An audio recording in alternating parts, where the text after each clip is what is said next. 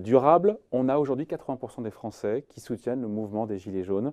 Cette colère face, encore une fois, à la vie chère, au manque de pouvoir d'achat, aux difficultés à joindre les deux bouts à la fin du mois, ces doléances, ces revendications, elles sont légitimes pour vous?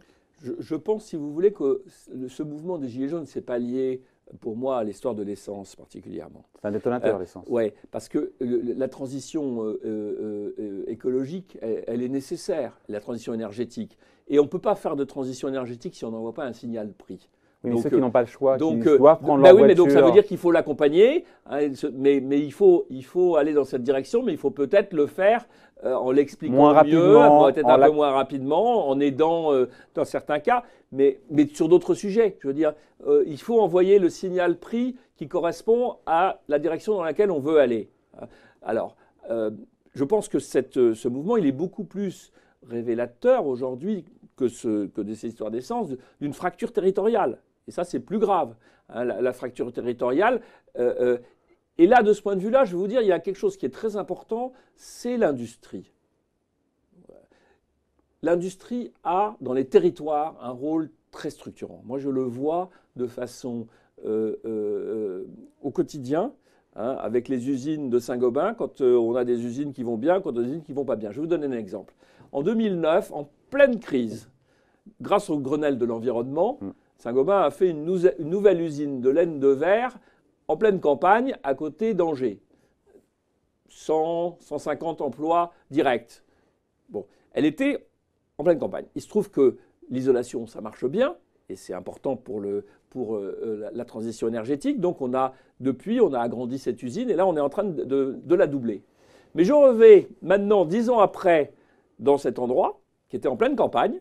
Ben à côté, il y a un hôtel, il y a un centre commercial, il y a des petits commerces, il y a des petits artisanats, il y a des tas de choses. Donc vous voyez, on a un rôle structurant. Et donc l'industrie, c'est important. Mais si vous allez dans des territoires où c'est le contraire, et ben dans ces bassins, on en a moins. Voilà. Donc il faut plus s'occuper de l'industrie.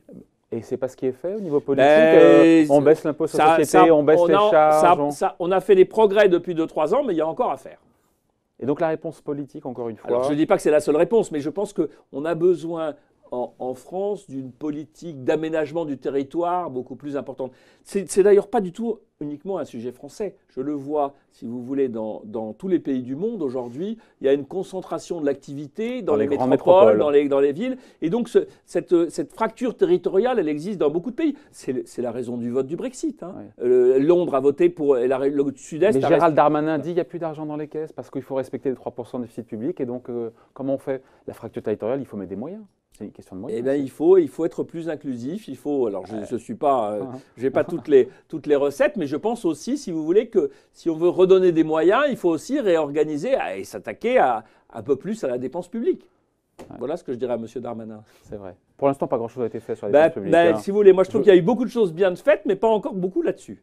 Donc, c'est le chantier qu'il faut. D'ailleurs, le président a eu le mérite de dire que pour baisser les impôts, il faut d'abord baisser les dépenses. Voilà. Mais il a raison. Et pour l'instant, alors il faut qu'il le fasse. Le plus dur reste devant. Peut-être dans le fond, les Français, ce qu'ils attendent, c'est des résultats.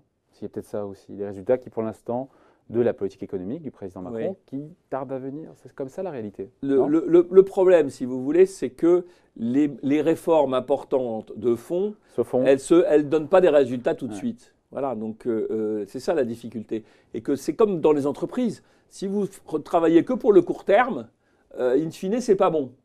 Et donc, il faut travailler pour le long terme, mais il faut aussi gérer le court terme. Moi, heureusement, je n'ai pas à gérer des résultats trimestriels, mais ils sont semestriels. Et je ne peux pas dire uniquement, dans 3 ans, ce sera bien, mais il faut aussi que je parle de dans 3 ans autant que je parle de ce qui s'est passé dans les 6 derniers mois. Et je ne peux pas gérer Saint-Gobain uniquement en fonction de des résultats des 6 prochains mois. Ça, si je fais ça, si vous voulez, et c'est un des sujets du capitalisme financier, on nous pousse trop dans cette direction. Et il faut, sur un certain nombre de grandes décisions, il faut s'abstraire du court terme. Ouais. Moi, cette réorganisation, je ne la fais pas pour mes 6 résultats des 6 prochains mois. Je la fais pour Saint-Gobain dans les 5 à 10 prochaines années. Bon, après, la question, c'est comment est-ce qu'on fait pour réformer? Il a dit qu'il ne reculerait pas, le président, qu'il ne céderait pas notamment à la démagogie. Comment est-ce qu'on fait pour continuer à accélérer, à réformer quand on a 80% des Français qui ne vous font plus confiance. C'est comme ça la problématique aujourd'hui. C'est une problématique difficile. Je suis bien d'accord. Bon. Mais je ne suis pas un expert dans ce domaine. Oui. Moi, mon job, c'est de gérer Saint-Gobain. Mais oui, j'hésite pas, quand ça va bien, à transformer les choses de façon importante. Bon. Merci en tout cas d'avoir été avec nous. Aujourd'hui, donc, Pierre-André de Chalandard, le PDG de Saint-Gobain, était l'invité de la grande interview en direct sur Boursorama. Merci. Merci.